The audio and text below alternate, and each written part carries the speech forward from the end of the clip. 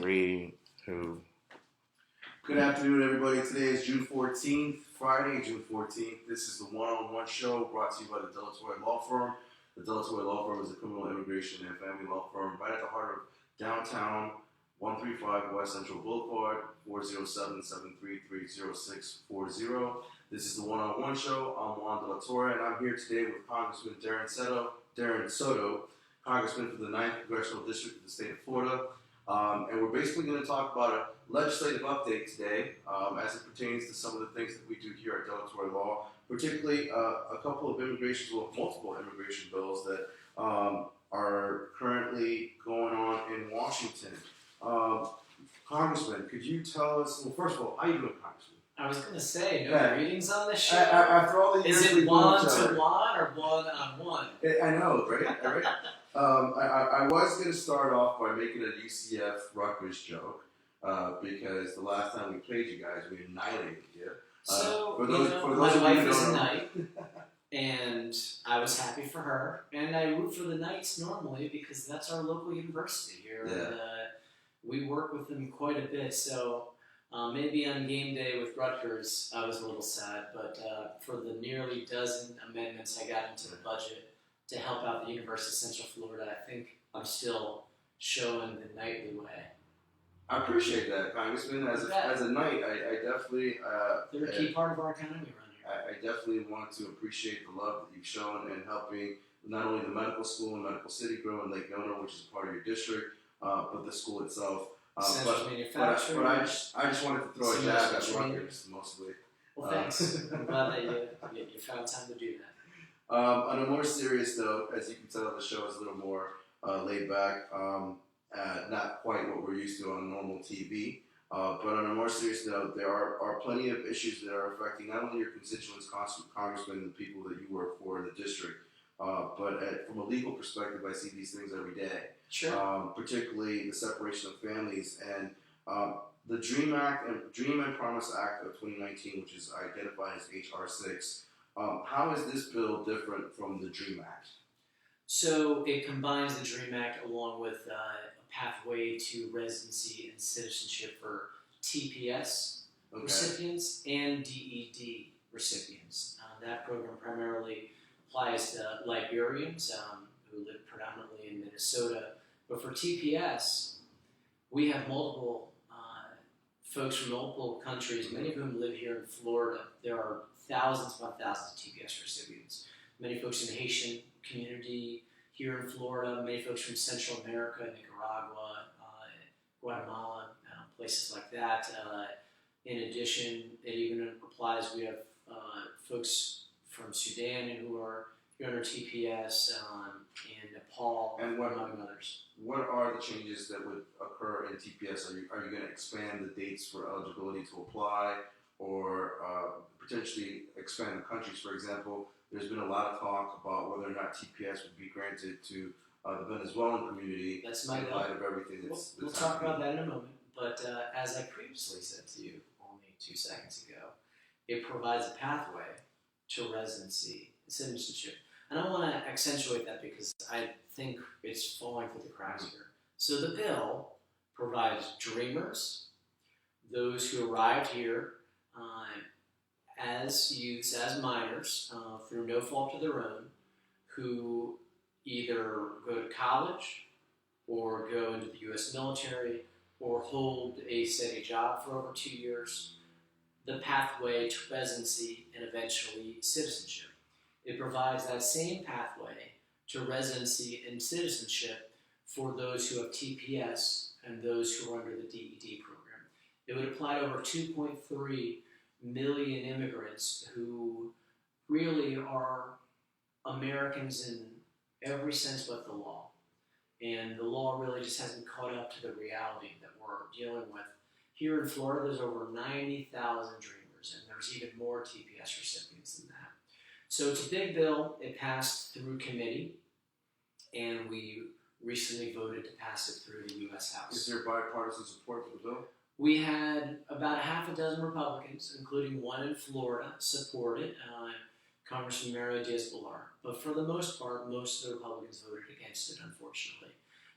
But Yeah, I think it's huge, and I don't mean to put my own personal color on this as an attorney.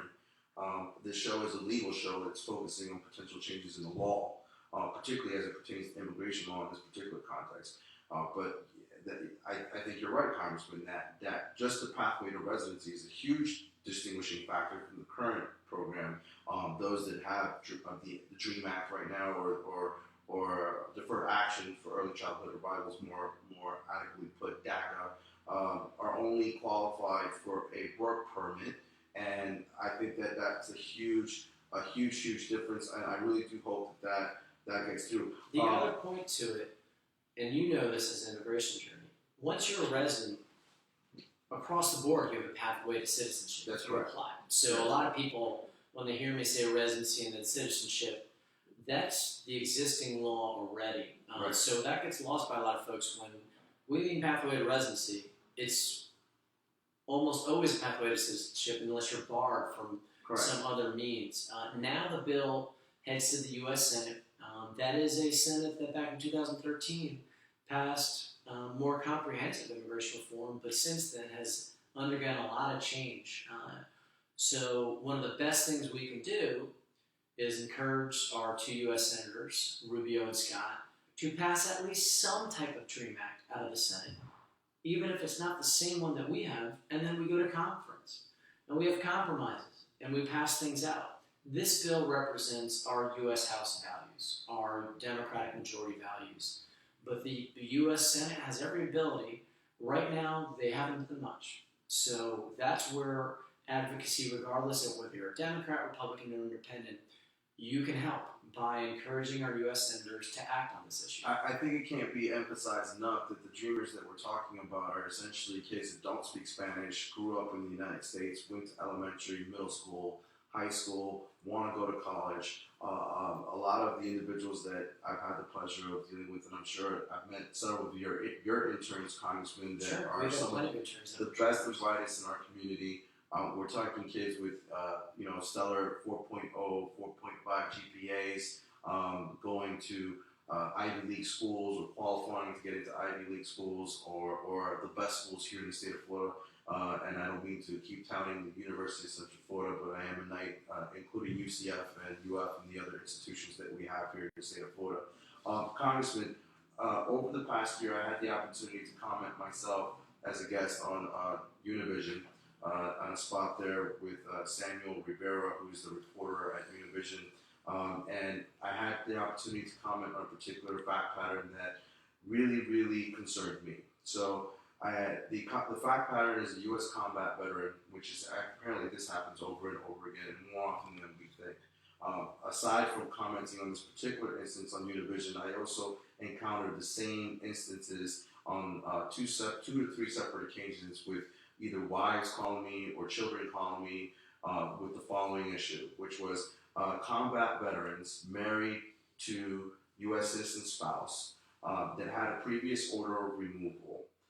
In this particular case that I commented on for Univision was that we had a Korean veteran who remarried in the year 2001, 2002. That's almost 20 years ago. And essentially, to both the disadvantage of his case or his wife's case, she had a pre-existing order of removal. Today, as it stands, the requirements to reopen an immigration case or the due process that may be involved to reopen an immigration case, the threshold is very, very high. Very, very high. I mean, essentially, you had to prove that you had no notification whatsoever, or that on that particular specific day that you missed that hearing, there was an absolute medical emergency, documented medical emergency, or death in the family. As you know, in state court proceedings or even in federal court proceedings, there are definitely more avenues to reopen a case. That's basically the two limited avenues in this case. She couldn't open the case, she couldn't reopen the case, and she was effectively deported this past year. I know you've dealt with these situations many times, and I understand that there's a bill, now that I've gone on for long enough, and here comes the question. I understand there's a bill. Yes, there's a question. There's a bill that is that H.R. 57, Congressman, that deals with particularly this specific issue of spouses of military military personnel being able to obtain residence or citizenship via residence. So the Patriot Spouses Act gives that status, being the spouse of an active military service member or veteran, allows that to be a legal factor to prioritize that individual for residency.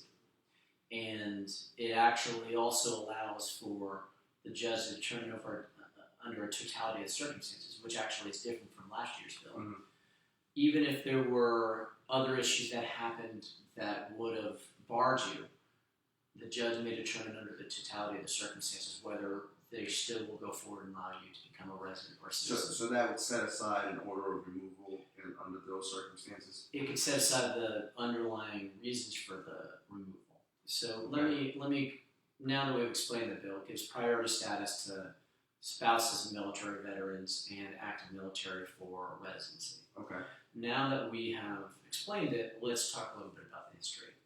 Since the Revolution, immigrants have fought for the U.S. military.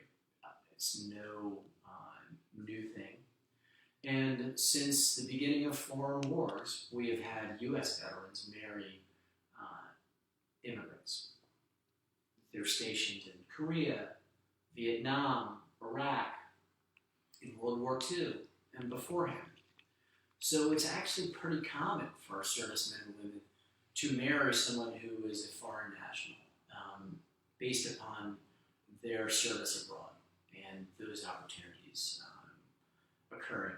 And so we have literally 8,000 to 10,000 potential military spouses that are in some area of the process of trying to get residency. So it happens a lot. The bill itself was motivated because we had a constituent, Alejandra Juarez. She was married, or is married, to Timo Juarez, an Iraq veteran. They're both of Mexican descent. Timo is a citizen. Alejandra, as a young woman, crossed the border, was detained, and signed a document saying that she'd never return. 18, 20 years old, very young. She ended up crossing the border again and met Timo, got married, and they lived together for many years and had 2 daughters, one of which is in high school and the other, she's in grade school. And she got pulled over, and it was after we have now the Trump administration, which has been more aggressive all the way down the line from administration judges to ICE in prosecuting these cases that otherwise would be deferred many times. So she, despite letters of support and nationwide support for her to remain in the country, was ultimately, unfortunately, deported. I actually was there when she had to get on the plane and leave. She had to bring her young daughter with her because Timo worked during the day and couldn't take care of their younger daughter. Their older daughter, she was old enough, being in high school, to stay in Polk County and will be graduating, I think, either this year or next year. And so it literally split the family apart. But this bill would apply to her. We also have done the rare... Congressman, I'm sorry, I don't mean to interrupt you, yeah. but I'm sure that we're probably running close to being out of time. But I think that you just hit a very poignant situation.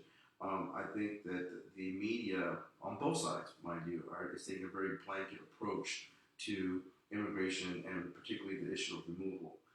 This week, I'm sure that we'll get to hear more about this and what's going on as far as from a legal perspective. The Immigration Lawyers Conference is being hosted here in Central Florida at the Gaylord Palms. And amongst the sessions I intend to attend is what's called Hot Topics. And we get to talk about the hot issues that are going on with USCIS, CBP, ICE, and the different enforcement agencies that are an extension of the executive branch.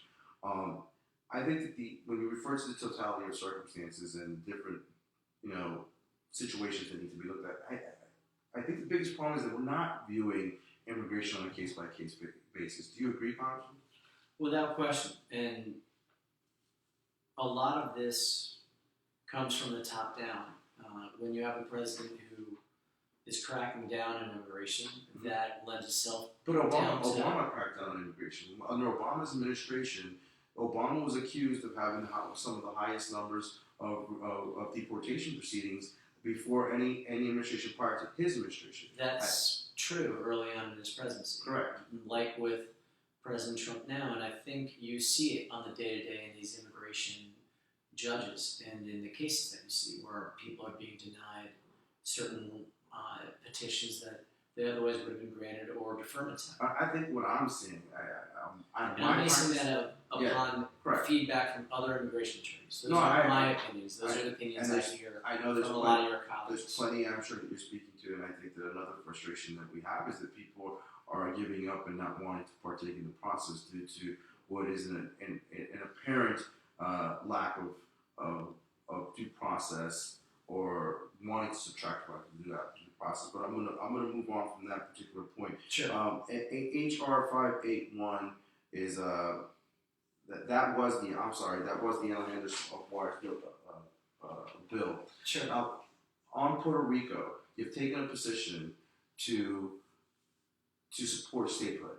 Correct. And I've had that position since the plebiscite in 2017. Okay. Where we announced it.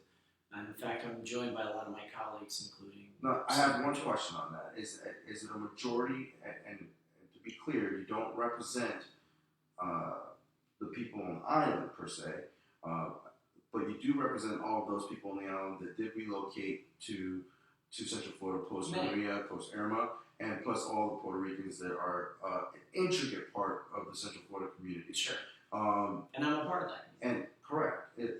I'm told that there's a majority of that community here in Central Florida, in your district, support statehood. Yes. It's polls at about 80% in Florida. So. But you do have some folks who have ties to other parties on the island that still maintain those opinions here. And it makes sense because I just wanted to understand your position because I thought that it was a brave position and I thought that it was a controversial position to take, considering that I am not Puerto Rican. So that 20%, many of them are either right-wing Republicans or very liberal Democrats. Well, to put it to you this way, Congressman, as I segue to my next question, the point was that as a non-Puerto Rican, I've always been advised by my Puerto Rican friends, I think maybe including yourself, at some point or the other, don't touch that issue because it's not one that Puerto Ricans feel that non-Puerto Ricans should chime in on. My next question refers to our other friends from the Caribbean. Sure. The Cuban American community here, I think, has come a long way into supporting the doors being open to Cuba, and particularly the opportunity for families that had gone decades without visiting the island, without visiting loved ones on the island, and without having that connection to people on the island after being essentially forced out of Cuba due to a dictatorship there and the regime, the communist regime in Cuba. What is your position as it stands today on being able to travel to Cuba now that the administration has banned travel once again to Cuba? First, just to finish answering the last question, since I didn't get to say my reasons. After Hurricane Maria devastated the island, after we saw the fiscal board destroy the economy, I don't think it would hurt to have 4 members of Congress and 2 U.S. senators fighting for Puerto Rico. And I was at a plebiscite there where I witnessed an election where a majority of Puerto Ricans by far voted for it. So those are my reasons, which I didn't get to get in before. On to Cuba,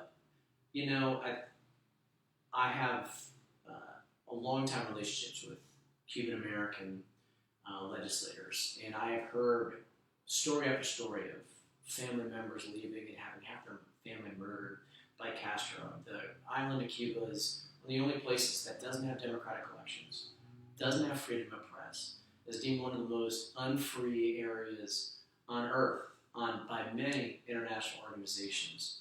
I do think family members should be able to travel back to visit family members. I do think people should be able to send remittance to their relatives.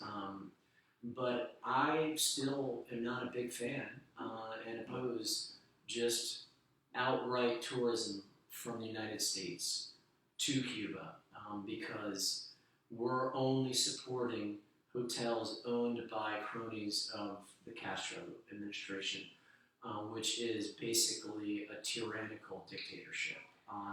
And they're 90 miles off the coast of our state.